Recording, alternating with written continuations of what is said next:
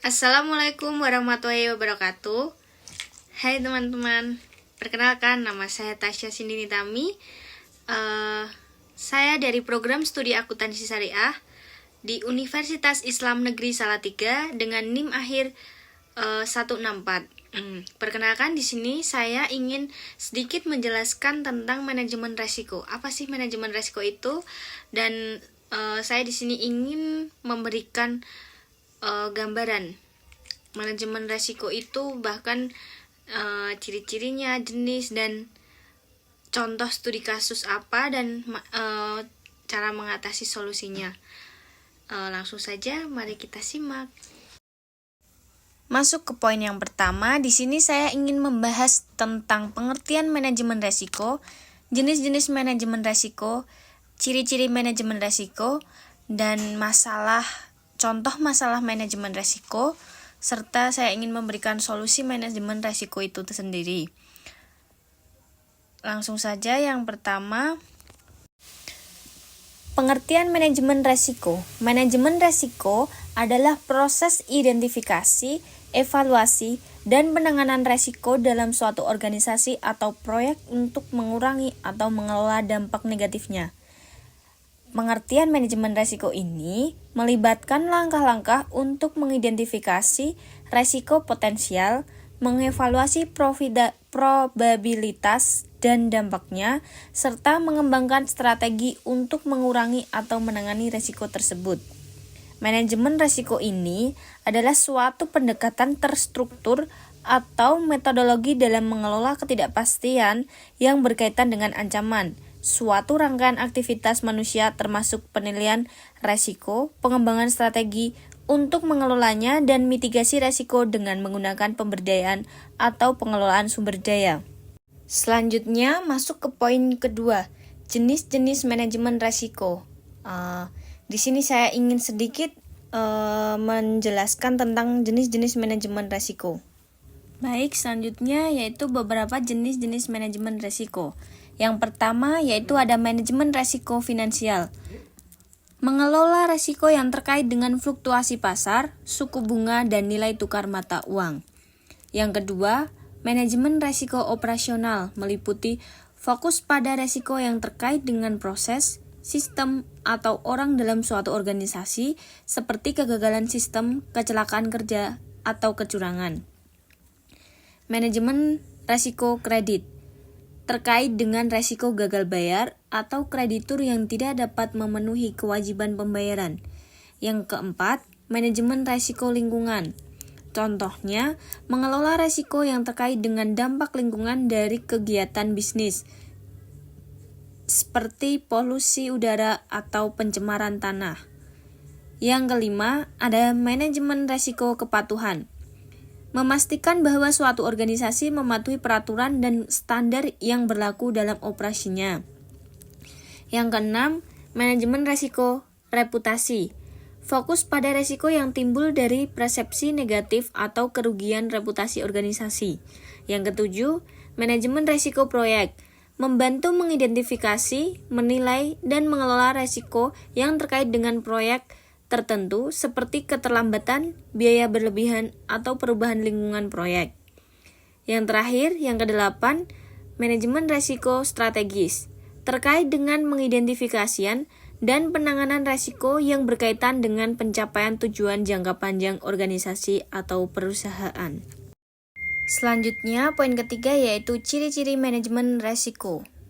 Baik, berikut ini beberapa ciri-ciri utama dari manajemen resiko. Yang pertama yaitu proaktif. Manajemen resiko proaktif secara sistematis mengidentifikasi resiko potensial sebelum mereka menjadi masalah nyata. Yang kedua, terintegrasi. Terintegrasi ini dengan proses bisnis utama suatu organisasi seperti perencanaan strategi, penganggaran, dan pengelolaan proyek. Yang ketiga, fleksibel. Mampu menyesuaikan diri dengan perubahan dalam lingkungan bisnis atau kondisi pasar. Yang keempat, berbasis data. Berdasarkan analisis data dan informasi yang kuat untuk mengidentifikasi, mengevaluasi, dan mengelola resiko. Yang kelima, kolaboratif. melibatkan berbagai pemangku kepentingan dalam organisasi, termasuk manajemen senior, karyawan, dan pihak luar seperti regulator dan mitra bisnis. Yang keenam, berorientasi pada tujuan. Ini menyelaraskan upaya manajemen risiko dengan tujuan strategis dan operasional organisasi. Yang ketujuh, mengutamakan risiko yang signifikan. Mengidentifikasi dan fokus pada risiko yang memiliki dampak signifikan terhadap tujuan organisasi atau kinerja keuangan. Yang kedelapan, terukur, memiliki metrik dan indikator kinerja yang jelas untuk mengevaluasi efektivitas manajemen risiko dan mengukur dampak dari tindakan yang diambil. Yang terakhir yaitu berkesinambungan. Ini adalah proses manajemen risiko yang berkelanjutan, yang melibatkan pemantauan terus-menerus dan penyesuaian strategi manajemen risiko sesuai kebutuhan. Baik, selanjutnya masuk ke dalam masalah manajemen risiko. Contoh kasus yang saya ambil yaitu manajemen risiko di perusahaan teknologi Innovatens.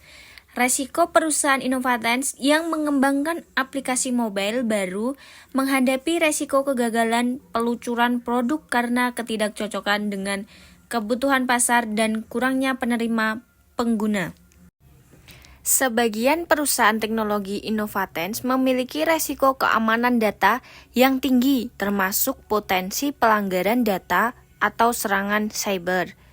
Yang selanjutnya itu Innovatens tergantung pada kemampuannya untuk terus menghasilkan produk dan layanan inovatif. Namun, ada resiko bahwa produk baru tidak akan diterima pasar atau kalah bersaing dengan produk serupa. Jadi, jika Innovatens bergantung pada pemasok tunggal untuk komponen kunci, resiko ketergantungan pada pemasok menjadi signifikan. Sedangkan terkait dengan kegagalan produk, skandal manajemen atau perilaku tidak etis, resiko reputasi dapat menyebabkan kerugian finansial dan kehilangan kepercayaan pelanggan.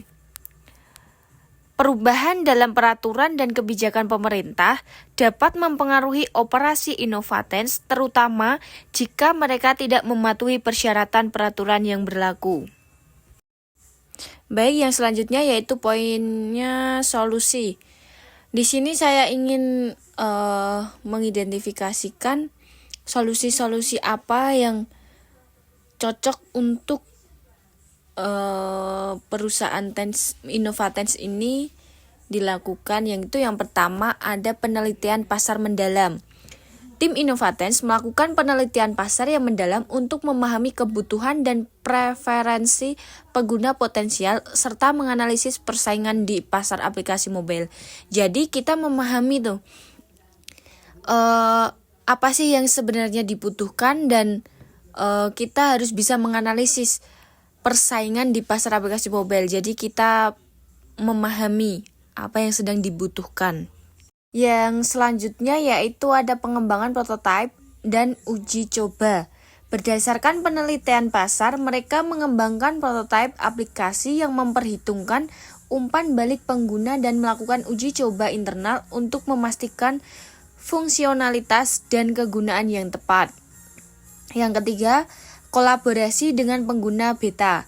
Sebelum peluncuran resmi, Innovatens meluncurkan versi beta aplikasi kepada sekelompok pengguna terbatas untuk mendapatkan umpan balik langsung dan melakukan perbaikan yang diperlukan. Jadi di sini nanti kita itu memberikan sampel.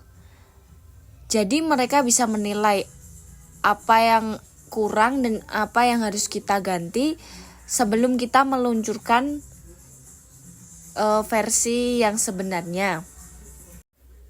Yang selanjutnya pemasaran dan promosi yang efektif. Perusahaan menggunakan strategi pemasaran digital yang cerdas untuk memperkenalkan aplikasi kepada audiens target serta menyediakan informasi yang jelas tentang fitur-fitur dan manfaat aplikasi. Jadi di sini perusahaan harus bisa menarik pelanggan dengan cara marketing yang cerdas. Kita harus bisa perusahaan harus bisa menarik klien agar tertarik dengan apa yang sedang kita pasarkan, supaya mereka tertarik dengan produk yang kita miliki. Baik, dalam kasus manajemen resiko di perusahaan fiktif Innovatens ini dapat saya simpulkan bahwa yang pertama yaitu pentingnya penelitian pasar. Penelitian pasar yang mendalam merupakan langkah kunci dalam mengidentifikasi kebutuhan pengguna dan menghindari ketidakcocokan produk dengan pasar. Yang kedua yaitu uji coba dan umpan balik pengguna. Yang dimaksud di sini yaitu melakukan uji coba prototype dengan pengguna beta dan mendengarkan umpan balik mereka merupakan strategi yang efektif untuk memperbaiki produk sebelum peluncuran resmi. Yang ketiga yaitu ada kolaborasi dengan dan keterlibatan pengguna. Yang dimaksud yaitu melibatkan pengguna dalam proses pengembangan dapat meningkatkan penerimaan produk dan mengurangi resiko kegagalan peluncuran. Yang keempat yaitu ada pemasaran yang efektif. Strategi pemasaran yang tepat dapat membantu mengomunikasikan nilai produk kepada pasar dan meningkatkan peluang kesuksesan dalam menarik pengguna. Dengan pendekatan yang terintegrasi seperti ini, perusahaan dapat mengelola resiko yang terkait dengan peluncuran produk baru dengan lebih efektif dan meningkatkan peluang kesuksesan dalam pasar yang kompetitif. Itulah pentingnya kita memanajemen suatu resiko. Apapun yang kita lakukan itu pasti memiliki resiko. Jadi sebisa mungkin apa yang akan sedang kita lakukan, kita harus tahu, kita harus bisa memanajemen resiko. Apa yang harus kita lakukan ke depannya. Mungkin cukup sekian pemaparan materi dari saya, sedikit gambaran tentang manajemen resiko, ciri-ciri, jenis, contoh studi kasus. Itu saja yang bisa dapat saya sampaikan. Kurang lebihnya saya mohon maaf apabila ada kesalahan atau apa yang saya sampaikan kurang berkenan. Saya mohon maaf yang sebesar-besarnya. Dari saya, wabillahi taufiq wal hidayah. Wassalamualaikum warahmatullahi wabarakatuh.